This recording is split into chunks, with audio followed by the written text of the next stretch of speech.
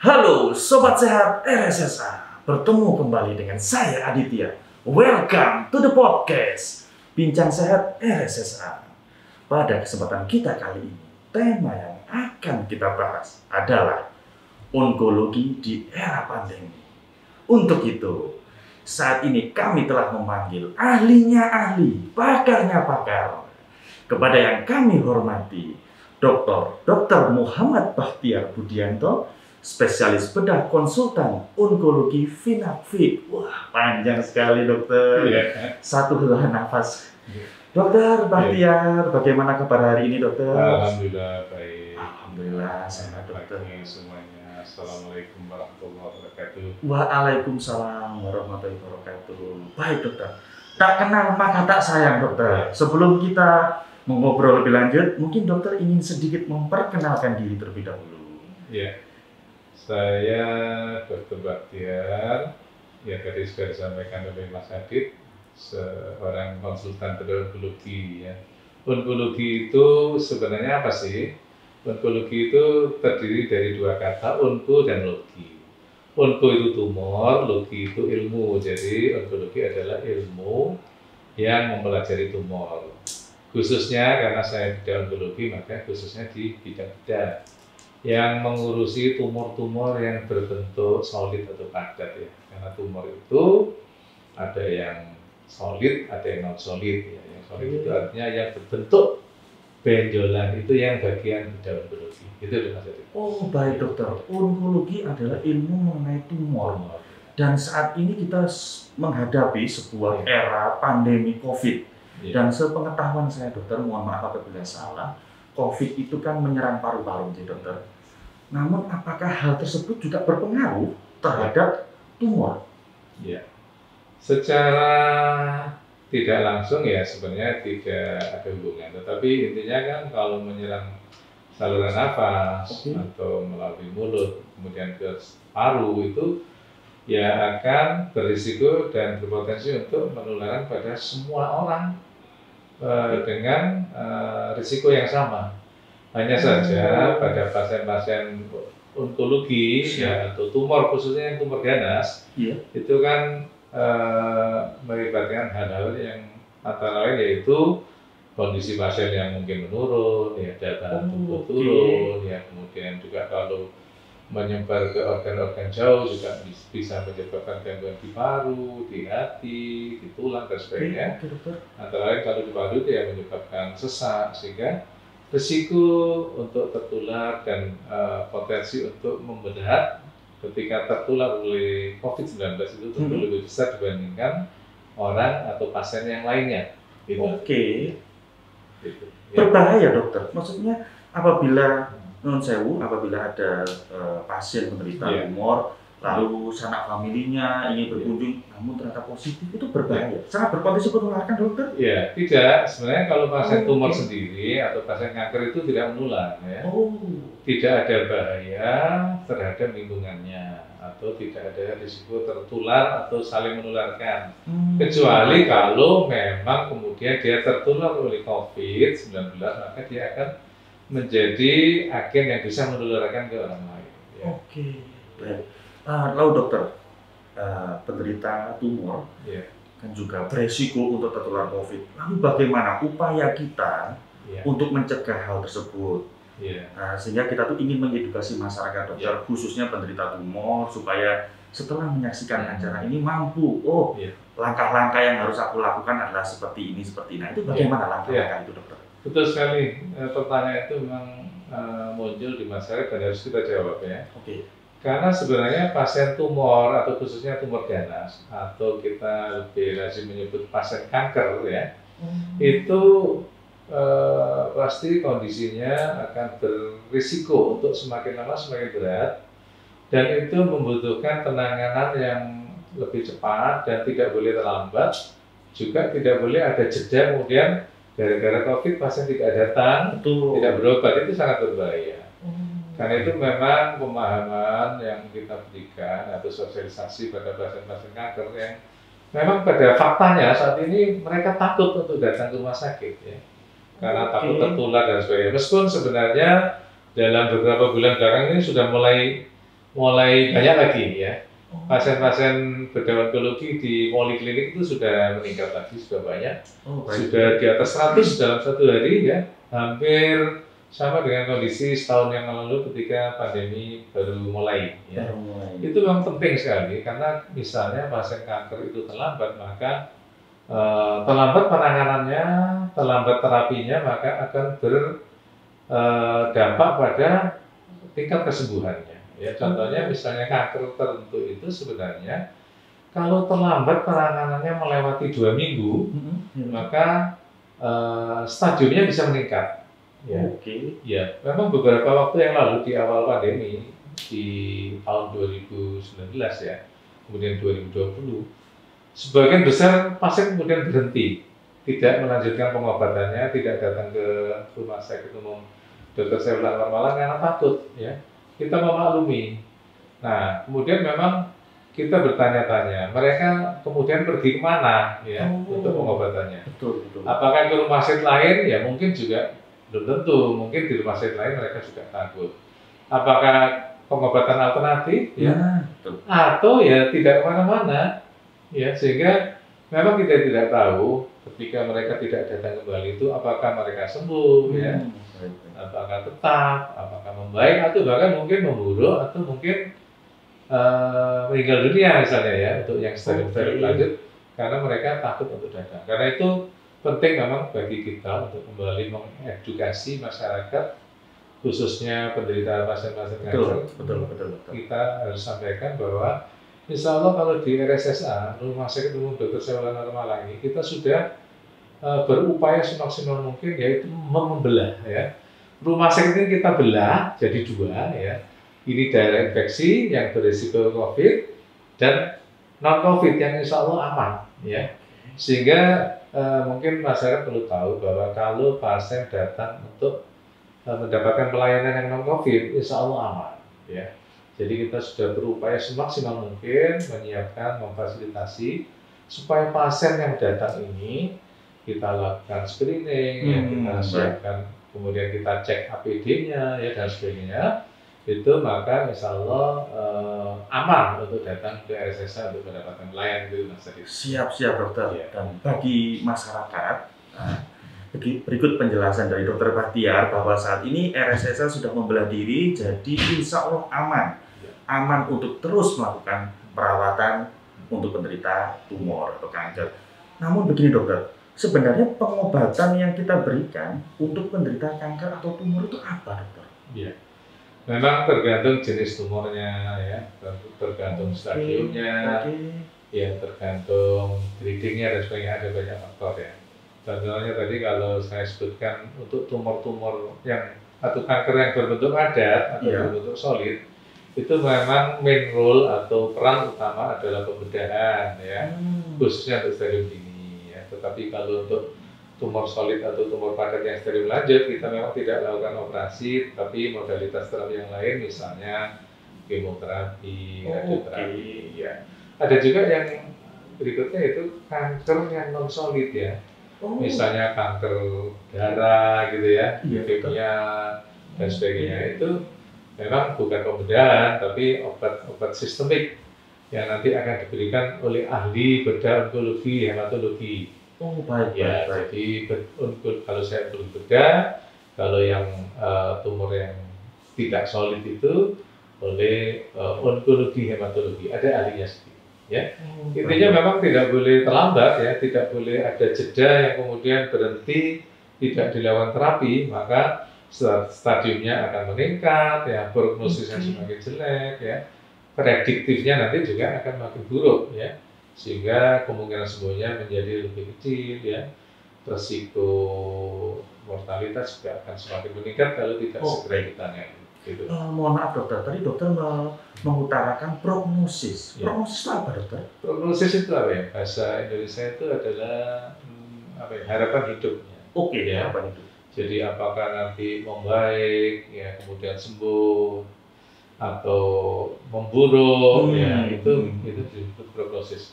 Dan prognosis memang tergantung kondisi pada saat pasien datang, ya kemudian bagaimana kita memberikan terapi atau solusi, ya. Kalau memang istilahnya kalau prognosis itu memang sejak awal kondisi pasien ke depan bagaimana. Sedangkan ada namanya prediktif ya. Prediktif itu adalah hampir sama dengan prognosis, tetapi setelah diberikan terapi, bagaimana perkembangan selanjutnya. Oke, jadi istilahnya banyak ya dokter ya. Wah, ini baru tahu saya. Ilmu baru dokter. Baik, tadi saya juga mendengar dokter. Saya juga mendengar bahwa salah satu atau salah dua pengobatan dari pasien penderita kanker atau tumor adalah radioterapi dan kemoterapi dokter. Namun begini dokter, saat ini era pandemi tentunya. Bagaimana kalau pasien itu positif COVID? Amankah radioterapi dan kemoterapi itu dilaksanakan dokter? Oke. Jadi pertama adalah apakah pasien kanker itu aman terhadap COVID dulu, Mas Adit ya? Oke, betul terhadap COVID ya. Nanti berikutnya baru apakah aman dengan pengobatan kemo dan radiasi. Sebenarnya pada dasarnya pasien-pasien kanker ini tergantung dari kondisi umumnya pada saat itu ya. Pada saat datang ke rumah sakit. Memang kanker itu kan tergantung stadiumnya ya. Kalau stadium lanjut, misalnya pasiennya kondisinya menurun, malas makan, berat badan turun ya, daya tahan tubuhnya turun ya, kemudian nutrisinya kurang dan sebagainya, memang berisiko tertular penyakit apa saja termasuk COVID. Iya, tetapi kalau pasien itu tumor, apalagi kalau tumor zina atau tumor ganas kanker tapi masih stadium dini ya, itu sangat aman ya, baik terhadap penularan COVID asalkan menggunakan protokol kesehatan dengan benar. Dokter. Juga risiko terhadap komplikasi radioterapi ataupun kemoterapi. Ya. Hanya memang nanti itu hubungannya adalah pasien-pasien kanker itu kalau daya tahan tubuhnya turun, ya, sehingga status imunologisnya juga terjun bebas, anjlok ya, baik oleh karena kankernya ataupun karena kemoterapinya. Kanker akan menurunkan daya tahan tubuh pasien melalui kanker itu kan memproduksi zat yang membuat pasien malas makan, ya. Kemudian kurus, ya, nutrisinya kurang, berat badan turun, ya, status gizinya anjlok, ya. Kemudian juga kemo itu menekan sumsum tulang yang memproduksi sel-sel darah, termasuk diantaranya adalah sel darah putih yang nanti dibutuhkan untuk pembentukan antibodi.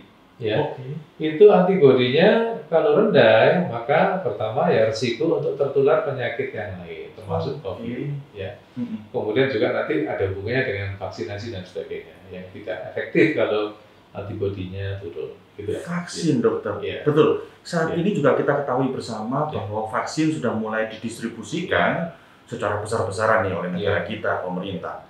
Namun dokter, bagi penderita kanker, sekali lagi penderita kanker dan tumor, amankah? Nah ini, karena saya takutnya, saya khawatirnya dokter, di masyarakat itu ada kekhawatiran. Saya kan penderita kanker, saya sedang menghadapi pengobatan kemo, ya kan? Saya sedang menghadapi pengobatan radioterapi. Divaksin aman. Betul. Jadi memang kalau ngomong vaksin untuk pasien kanker, itu kita bicara tentang dua hal ya. Pertama adalah apakah boleh, ya, apakah boleh vaksinasi pada pasien kanker, ya. Kemudian boleh ini maksudnya apakah nanti menimbulkan efek samping dan sebagainya, betul. Kemudian apakah cukup efektif untuk membentuk daya tahan tubuh atau imunoglobulin atau antibodi? Ya, pertanyaannya juga itu. Nah, kalau untuk keamanan vaksin, artinya kita ngomong kemungkinan efek samping akibat vaksinasi, sepanjang pasien kanker itu masih stadium dini, ya, performance statusnya masih bagus, ya, mobilitasnya masih normal, ya, kondisi umumnya itu masih tidak ada masalah, itu sebenarnya tidak masalah, tidak berbeda dengan pasien-pasien yang lainnya, ya, tetapi memang kalau stadium lanjut itu kan daya tahan tubuh turun dan sebagainya, maka memang potensi atau risiko terhadap terjadinya komplikasi, apalagi misalnya metastasis atau penyebaran ke paru dan sebagainya, itu punya risiko terhadap komplikasi kemoterapi. Ya, kemudian berkenaan dengan pembentukan daya tahan tubuh, memang pertanyaan berikutnya yang harus dijawab. Apakah setelah diberikan vaksinasi bisa terbentuk antibodi atau tidak? Itu memang pertanyaan berikutnya. Ya. Karena pada saat kondisi tertentu, pasien kanker itu daya tahan tubuhnya turun. Baik daya tahan tubuh turun karena kankernya, atau dari pengobatannya, antara lain kemoterapi. Ya, kemoterapi itu menekan daya tahan tubuh. Ya. Sehingga kalau diberikan vaksinasi itu, apakah percuma atau tidak? Ya? Apakah cukup efektif untuk merangsang timbulnya antibodi? Itu yang jadi masalah.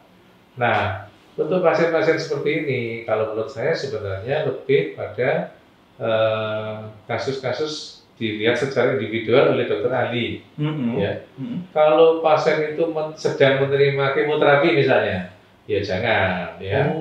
Atau sudah selesai kemoterapi, tapi kondisinya bagus, sudah nggak ada keluhan, sudah tidak mual, muntah, makannya sudah bagus, sudah bisa lari, ya tidak masalah.